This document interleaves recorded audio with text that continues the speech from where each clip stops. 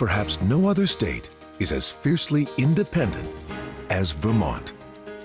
The Green Mountain State, founded by an unruly bunch of Yankees known as the Green Mountain Boys. No other state is as green in its trees, mountains, and quest for conservation. It was the first state in the Union to abolish slavery, but also the state whose native Indian population would all but disappear. The state whose lakes and land were first explored by the French, but settled by the English. Today, its Great Lake still harbors a monster older than Nessie of Loch Ness. Its land is home to some of the most pristine farmland in the nation. Its woods, the inspiration for the great American poet Robert Frost, who perhaps best described Vermont as the road less traveled. This northern state of stony fields, red-painted barns, and sugar maples is still a place where mad rivers run beneath covered bridges. Vermont shows us an America young, green, and full of promise.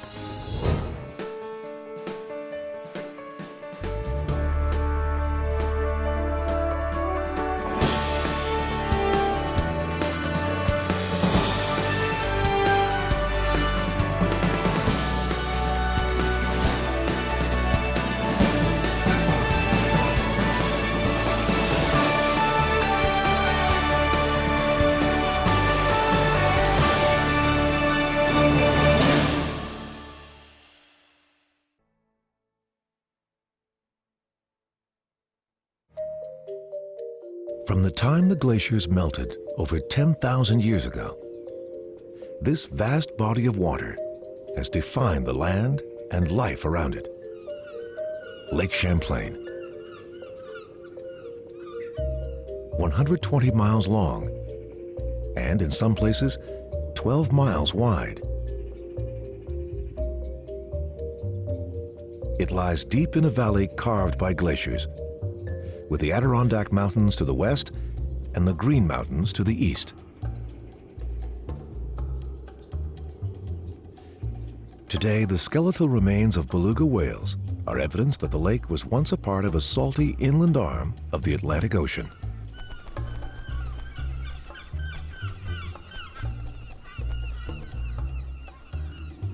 The lake takes its name from the great French explorer Samuel de Champlain, known as the father of New France.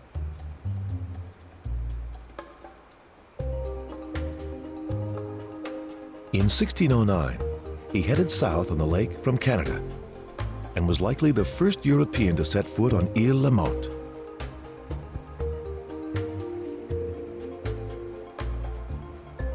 Under these waters lies the Chazy Reef. Scientists claim it's the world's oldest reef, where corals first appeared. Formed 500 million years ago, it was part of an ancient ocean which covered most of the eastern North American continent. Until the 20th century, the only clues to the reef's scientific importance were the odd markings in the beautiful black limestone from the island's quarries. This stone was used in the construction of Radio City Music Hall, the Brooklyn Bridge, and the National Gallery of Art.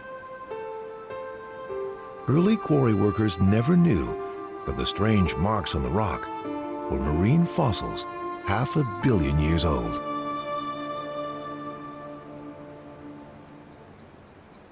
Given the great age of the lake, it's no surprise that mystery lurks deep within these waters. They are home to an elusive creature known as Champ, America's very own Loch Ness Monster. The first sighting of Champ took place in 1609, when a member of the Champlain expedition noted a 20-foot serpent with a horse-shaped head and body as thick as a keg. There were dozens more Champ sightings before the first appearance of Nessie, the Loch Ness Monster, 50 years after Champ's debut. But perhaps it's not surprising to find strange creatures in places like this. Lake Champlain and Loch Ness are quite similar. Both are deep freshwater lakes created 10,000 years ago. Perfect hideouts for shy monsters. While Champ's existence is yet to be proven, his legend has been a boost for tourism.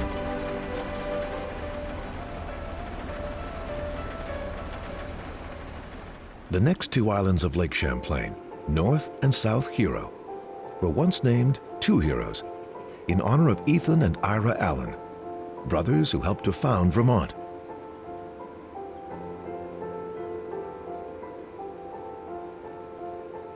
In 1779, Vermont gave these islands in tribute to the Allens and their associates, popularly known as the Green Mountain Boys. How the boys earned their name and became so beloved is also the story of how an early colony became known as Vermont. One of the smallest states in America, Vermont is a land rich in lakes, rivers, and mountains, particularly the Green Mountains, which dominate the state. Early French explorers named the land Vert, meaning green, and Mont, meaning mountain, thus Vermont, or Vermont. Today, Ethan Allen's homestead lies east of Lake Champlain, amid the spectacular Vermont scenery he fought to defend. In the 1700s, colonial boundaries were determined by royal land grants made in England. But the notoriously vague borders led to bitter disputes between New York and New Hampshire, who both claimed the land of Vermont's fertile Champlain Valley. To protect their land from the hated Yorkers, two fiercely independent New Hampshire landowners, Ira and Ethan Allen, formed a militia called the Green Mountain Boys. The boys defied New York's threat to drive Vermont settlers off the fields and into the Green Mountains to the east. Instead, the Green Mountain Boys fought off the Yorkers. But in the end, neither New Hampshire nor New York was able to control the land, and the boys helped establish the Republic of Vermont. Perched on the edge of the lake lies Burlington. No, not the coat factory, but Vermont's largest city, with a population of just 40,000. Despite its small size, it's a cosmopolitan town. In its heyday, as a port city in the steamship era, it attracted some famous visitors, including the author Charles Dickens. Today, the pretty little town of Burlington, as Dickens described it, still captivates visitors.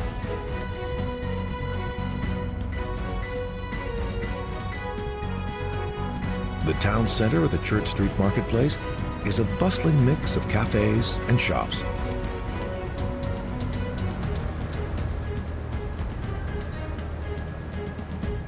And the lake attracts swimmers, and most of all sailors, who love Champlain's gusty winds.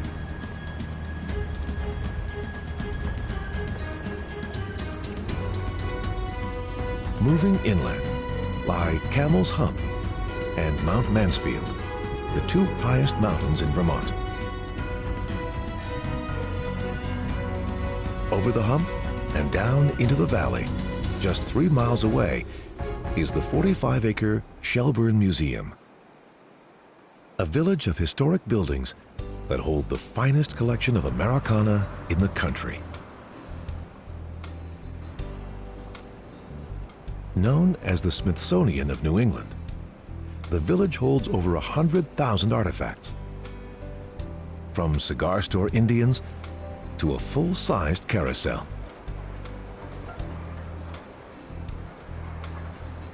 One of the town's stranger sights is the 220-foot Ticonderoga, a graceful relic from the golden age of steamship travel. She made her last voyage overland, mooring here in 1955. Today, she offers visitors a glimpse into the elegant life of travel aboard a 19th century steamship. Nearby is Shelburne Farms, an estate of nearly 400 acres with several buildings. One of the most impressive is the breeding barn. The farm was created in 1886 by Lila Vanderbilt and William Seward Webb as a model agricultural estate. Today, it operates as a nonprofit working farm teaching conservation.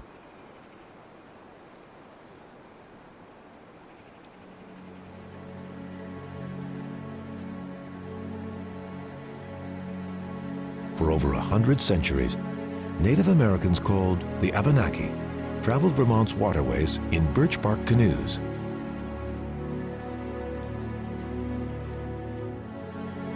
The Winooski, from an Abenaki word meaning wild onion land, is one of Vermont's most important rivers.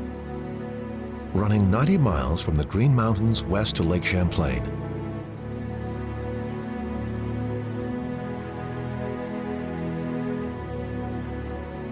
This was the waterway used by generations of Abenaki to reach their largest settlement, Missisquoi.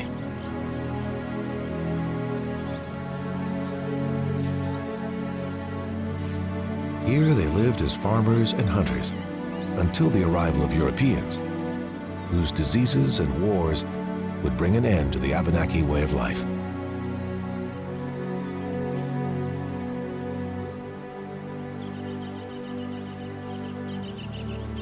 Today, the area is preserved as a wildlife refuge.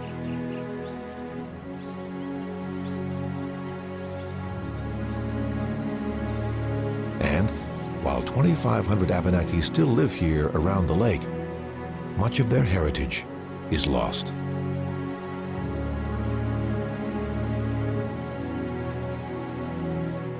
Moving east to Richmond.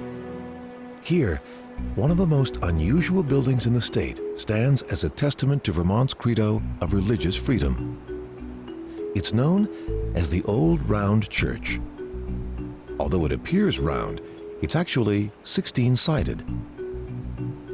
As the story goes, 16 men built the church, and the 17th built the belfry. One theory for its shape is that if the church has no corners, there's nowhere for the devil to hide. In time, the round church became the town hall.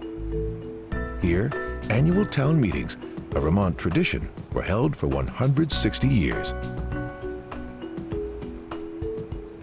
At one point, Henry Ford tried to buy the church and move it to Michigan. But the town's answer was a very firm no.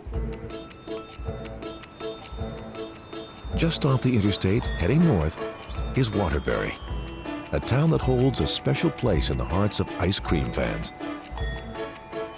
This is the home of Ben & Jerry's Ice Cream Factory, the culmination of an amazing American success story. Back in 1978, after taking a $5 correspondence course in ice cream manufacturing, Ben Cohen and Jerry Greenfield opened Ben & Jerry's first ice cream store in Burlington. Today, from this building, thousands of gallons of Cherry Garcia and Chunky Monkey make their way to fans across the state and all over the world. For over 30 years, Ben & Jerry's has been known as a phenomenally successful business with one of the best corporate reputations in America.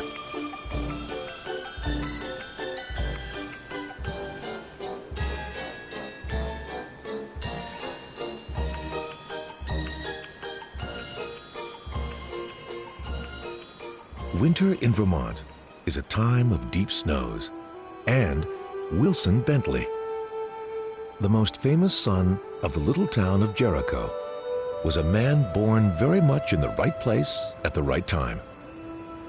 In 1885, Bentley combined the new technology of photography with a microscope to study the snowflake.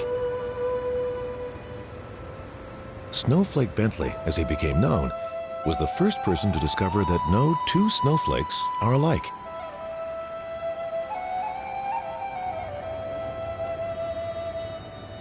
Today, much of what we know about snow is based on his research.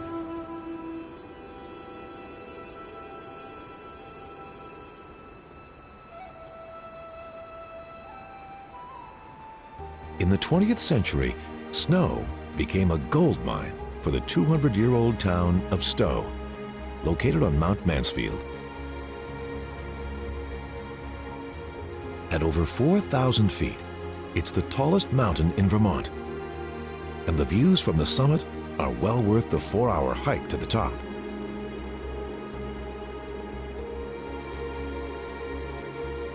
In 1900, the first skier slid down the mountain on skis made from staves from a barrel. But skiing really took off with the creation of the country's first rope tow in 1934. Today, Stowe is one of the best ski mountains in New England. And although these hills aren't alive with the voice of Julie Andrews, they are home to the famous Von Trapp family. Their story of a daring escape from Nazi-occupied Austria inspired the movie The Sound of Music.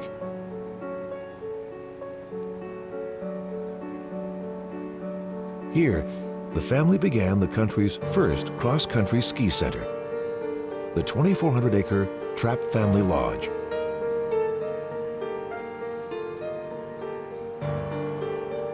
The location, overlooking meadows, a valley, and the Green Mountains, has a distinctly Austrian air.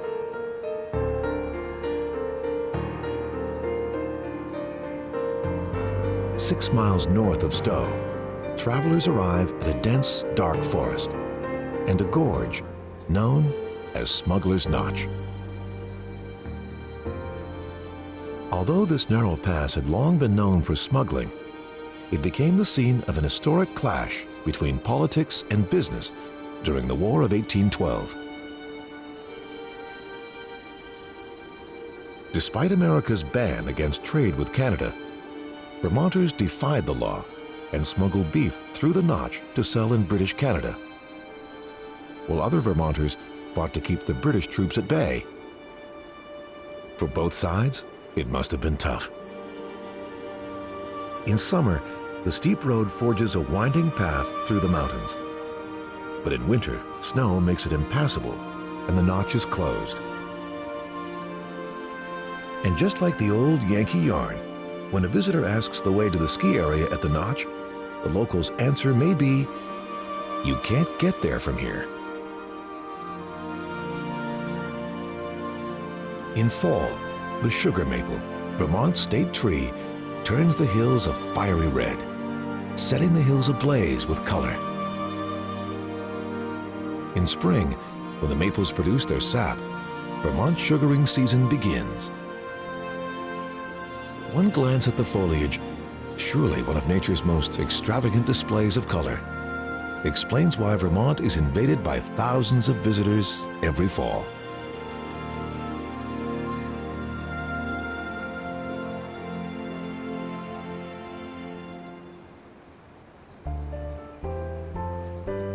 In the Green Mountains lies the town of Montgomery, covered bridge capital of Vermont.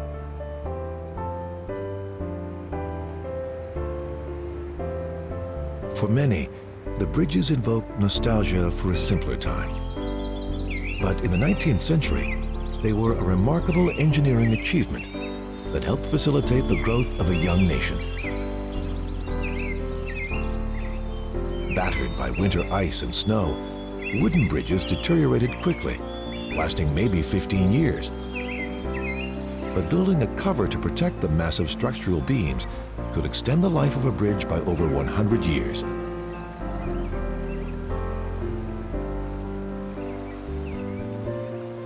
In the 1870s, 10,000 covered bridges spanned the American landscape. Today, just 750 remain, with over 100 of them in Vermont. 6 covered bridges still stand in Montgomery, most of them still in use.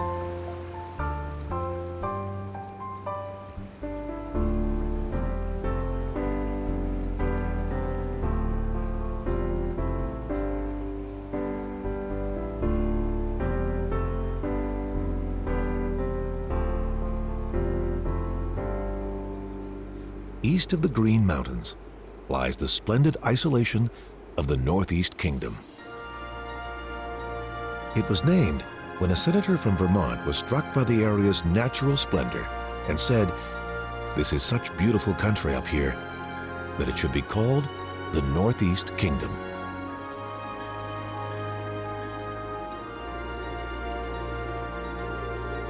In fall, when the trees are ablaze in every shade of yellow and red, this could be the most beautiful place in America.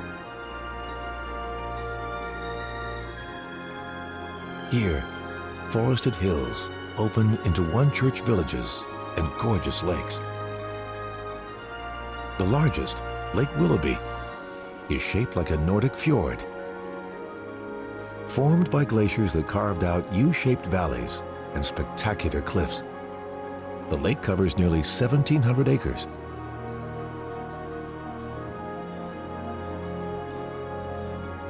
The northeastern frontier was settled later than other places in Vermont, and most towns have populations in 3 figures. But the land sustains a way of life that has long since disappeared from most parts of the country. And yet, there are downsides.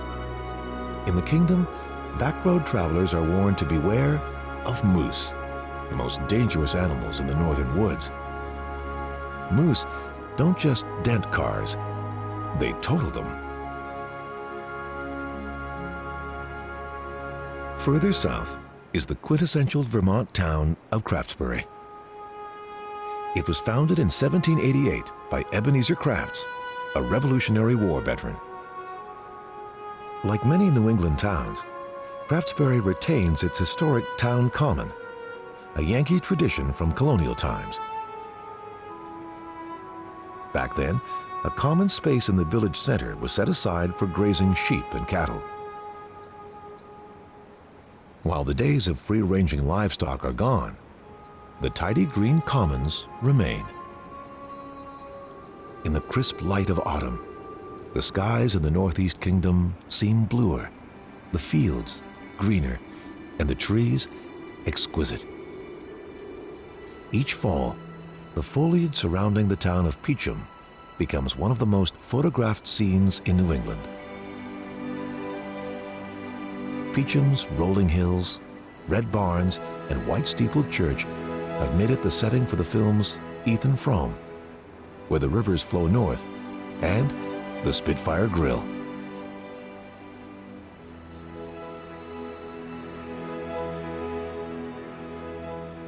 First settled in 1776, Peacham is still a small town, complete with an old town store built in 1842 that still does a roaring trade.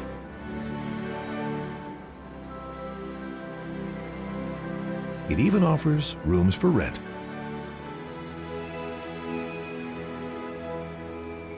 Close by is Peacham Cemetery, final resting place of its townsfolk for over 150 years. Here, in the shade of red maples, a gravestone tells the tragic story of 3 generations of a Vermont family.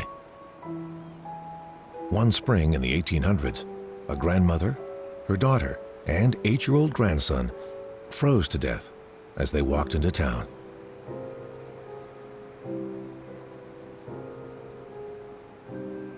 Hard to imagine today, when stretching out on all sides of the village are peaceful open valleys and endless farms. A land best described by the Vermont poet Robert Tristram Coffin. Vermont's a place where barns come painted red as a strong man's heart, where stout carts and stout boys in freckles are highest forms of art.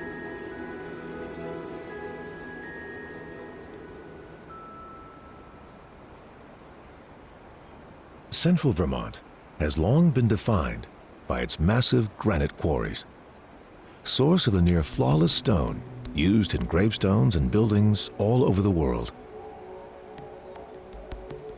For over a century, granite was the rock on which the fortunes of the nearby city of Barrie rose and fell. Even today, Barrie is an industrial city built by generations of immigrants. Barry's Rock of Ages quarry runs a quarter-mile long and 450 feet deep, the largest in the world.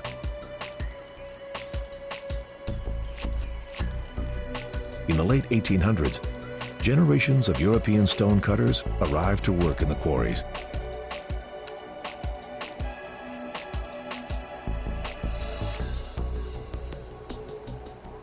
In just one decade, granite brought so many people to Barry that the town's population grew from 2,000 to nearly 7,000.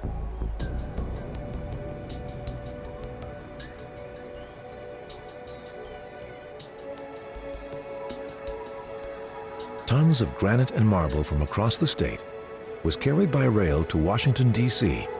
for construction of the Jefferson Memorial and the Supreme Court.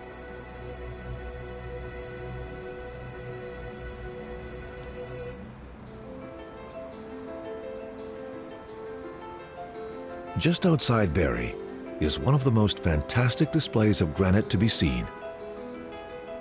The Hope Cemetery covers 85 acres of monuments that date back to 1895. Many of them carved by master stonecutters early in the 20th century.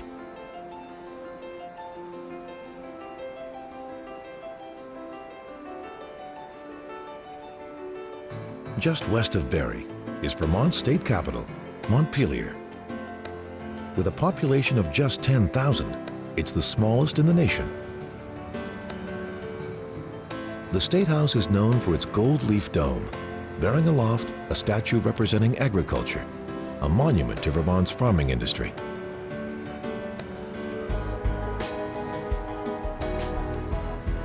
The area around the State House is known for its varied architectural styles.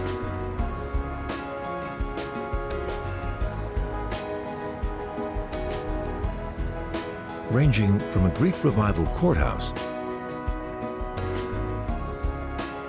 to the Gothic design of the Episcopal Church, made of Vermont granite.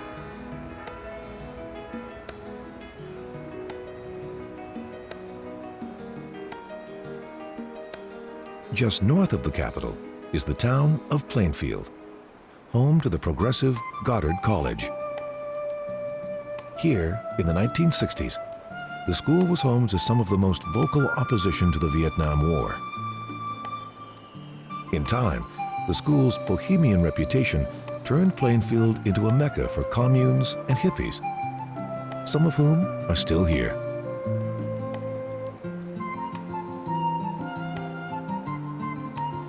Goddard College is based on the free school concept, what they describe as progressive education for creative minds. Actor William H. Macy and playwright David Mamet are two of Goddard's free-thinking alumni. Mamet, known for his edgy, rapid-fire dialogue, is friends with Macy, who frequently acts in Mamet's films.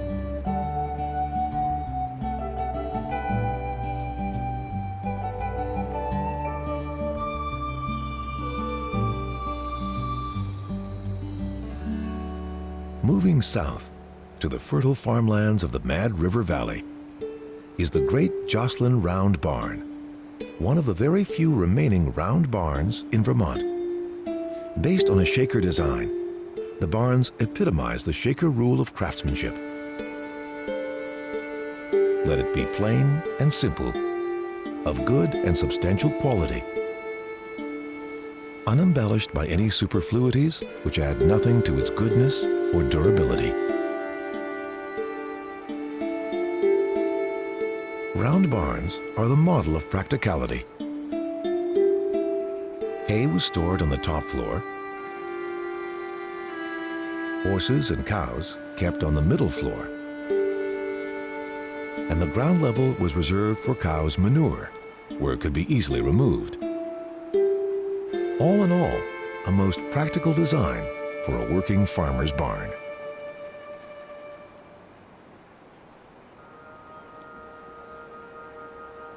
This gently sloping land of the Mad River Valley is the heart of Vermont's historic farmland. Here, small towns and covered bridges trace the path of Vermont's earliest farmers. European colonists first settled here in 1790. Then, farms were small, yielding just enough to feed a family. Over time, the farms grew, raising grain, beef, and sheep. It's hard to imagine the perseverance it took to farm here. The valley averages 10 feet of snow a year and has the shortest growing season in the state, less than 4 months. And yet, throughout history, Vermonters have made their living by farming.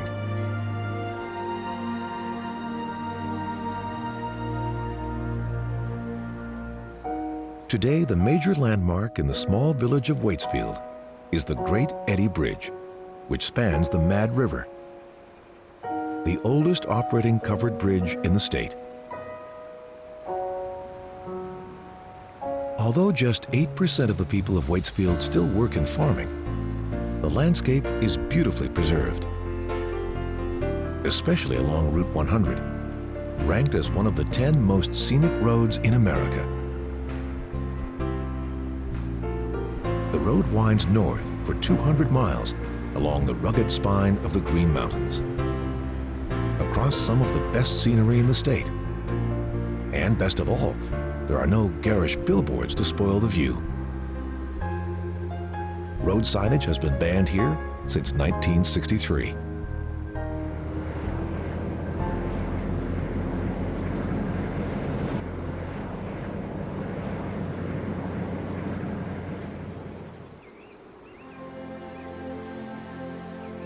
The Green Mountain Range is the most prominent natural feature of Vermont, and the Green Mountain National Forest covers more than 400,000 acres and stretches almost the entire length of the state. Here, the scenery ranges from rugged wilderness to quiet villages.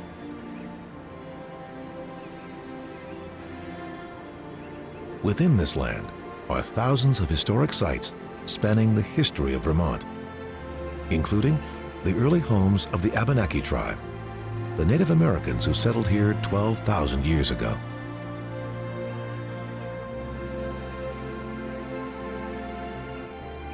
The forest also travels through 3 alpine ski areas and 900 miles of trails for cross-country skiing and hiking. Hidden beneath the forest's brilliant fall canopy lies the appropriately named Long Trail, which travels the length of the Green Mountains. Also known as Vermont's Footpath in the Wilderness, it is the oldest long-distance hiking trail in the United States and unfolds for 270 miles from one end of Vermont to the other. The Long Trail was also the inspiration for the famed Appalachian Trail, which links the mountains of the eastern United States from Maine to Georgia.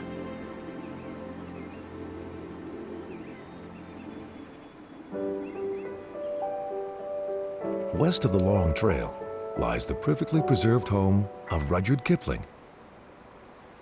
He called it Naulahka. Believe it or not, Kipling wrote The Jungle Book here in Vermont. Although set in India, it was written in these green hills where he and his wife lived happily for 4 years. Naulahka is a Hindu word loosely translated as a jewel beyond price. He described his green shingled farmhouse as 3 miles from anywhere and wonderfully self-contained. And its design, he wrote, is long and narrow, to resemble a ship, appears to be riding on a hillside like a little boat on the flank of a wave. It has been restored by the British Landmark Trust, a foundation that restores historic British properties, not as museums, but as unconventional guest homes. Naulahka, the perfect literary getaway. Here is the Musalamu region of the Green Forest, covering 22,000 acres of wilderness. Perched in the midst of the forest is the Blueberry Hill Inn, a restored lodge originally built by loggers in 1813. 45 miles of trails stretch out from the inn into the forest. But the favorite is the Robert Frost Interpretive Trail. The path is a perfect monument to the poet, surrounded by the woods which inspired so much of his work. As visitors hike or ski the route, they can stop to read his poems posted along the trail. Among them, "Whose woods these are I think I know. His house is in the village though. He will not see me stopping here to watch his woods fill up with snow." In 1920, 44-year-old Robert Frost moved from New Hampshire to Vermont, as he put it, to seek a better place to farm and especially grow apples.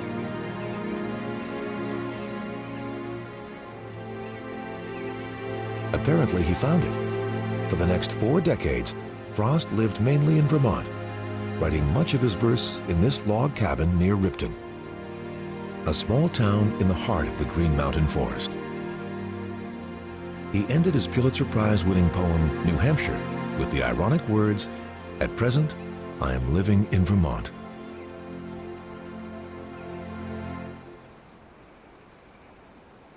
Today, Ripton, with a population of just 550, is still a very small town, dominated by Middlebury College, which owns the land and the log cabin where Frost worked.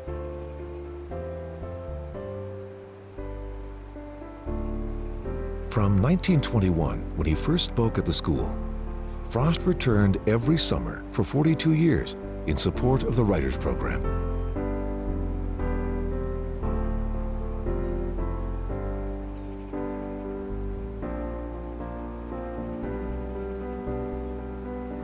Another artist found his voice in southwestern Vermont. This little town of Arlington was, for 14 years, home to the famed American artist Norman Rockwell.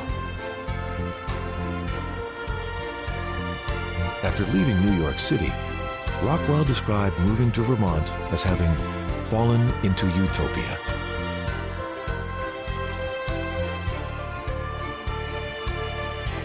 Here in small-town Vermont, Rockwell created some of his best work. Portraits which captured both the heroic and humble in human nature.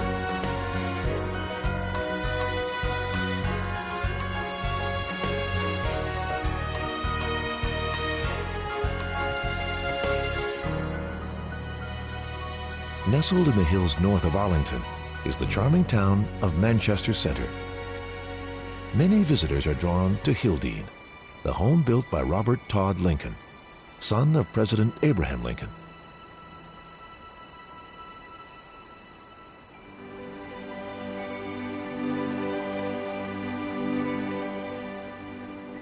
In the mid-1800s, the mineral water of Manchester Village became a draw for wealthy travelers who came to take the waters, which were thought to have healing properties.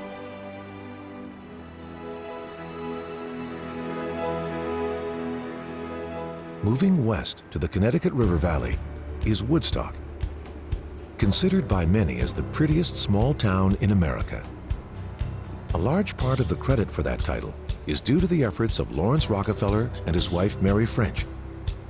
There are no phone or power lines to spoil the village landscape, since Rockefeller saw to it that the lines were buried. For 60 years, the couple worked to preserve the town, due in large part to the work of Mary's grandfather, Frederick Billings. He and his wife built the town's centerpiece, Woodstock Inn and Resort, in 1969.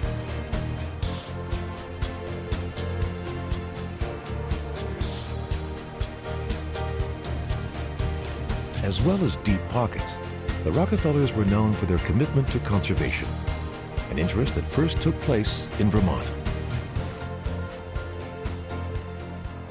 Just down the river from Woodstock is one of Vermont's stunning natural wonders, the Quechee Gorge. This dramatic 165-foot high and mile-long gorge was created some 13,000 years ago by glaciers. Today, there are stunning views from the Trestle Bridge, built in 1911, and miles of hiking trails winding past waterfalls. To the south is the historic village of Grafton. Founded in 1763, Grafton thrived through the 1800s with sheep farms and mills. In 1830, its population peaked at nearly 1,500 people and 10,000 sheep.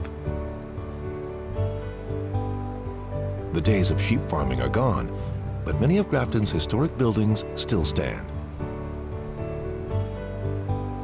This classic 4-story white clapboard inn, known as the Old Tavern, was first built in 1801.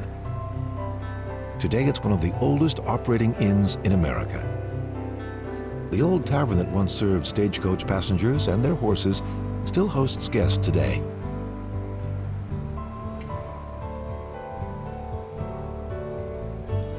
A major part of the town's renaissance was financed by investment banker Dean Matthey, who once summered in the area. He created the Wyndham Foundation, dedicated to restoring Grafton's historic buildings.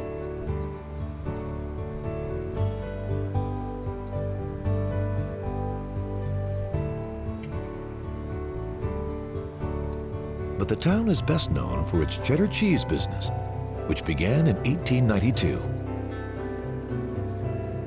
Today, the Grafton Village Cheese Company makes one of the finest cheddars in the world.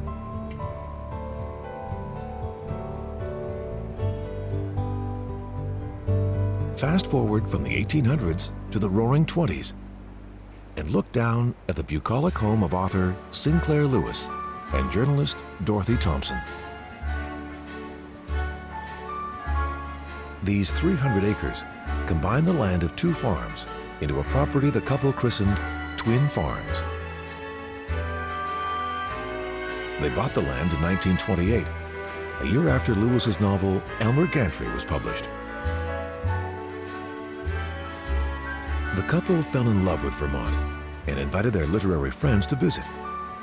One described the fall foliage as wildly, insanely cockeyed lovely, like a couple of million drunken rainbows in a brawl.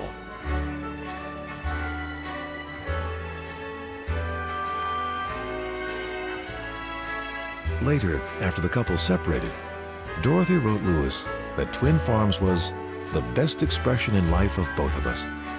Beautiful, hospitable, and unpretentious.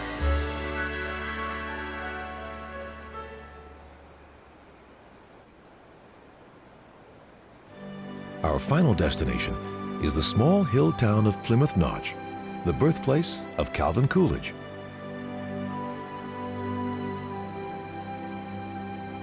Here in 1923, as Vice President Calvin Coolidge was helping his father harvest the hay, he received word of the death of President Warren Harding. Coolidge was immediately sworn in as the 30th President of the United States by his father, a notary public.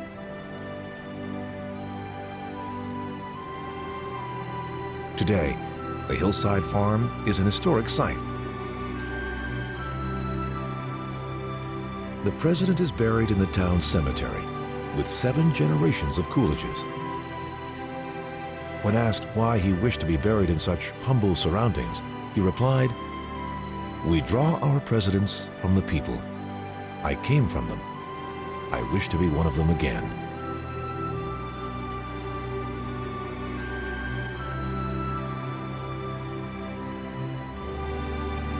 Silent Cal, as Coolidge was known, had a reputation as a man of very few words. But after a devastating flood, he gave comfort to his fellow Vermonters with these simple yet eloquent words. "It was here that I first saw the light of day. Here that I received my bride. Here my dead lie. I love Vermont because of her hills and valleys, her scenery and invigorating climate, but most of all, because of her indomitable people." aerial Vermont tells the story of these indomitable people who farmed its stony fields, braved snow-covered mountains to settle its valleys, and kept the land intact. Here, conservation of America's earliest landscapes began and prospered. A state begun by the fierce independence of its earliest heroes, whose spirit inspired a president and a poet whose words best describe Vermont's gift. I chose the road less traveled, and it made all the difference.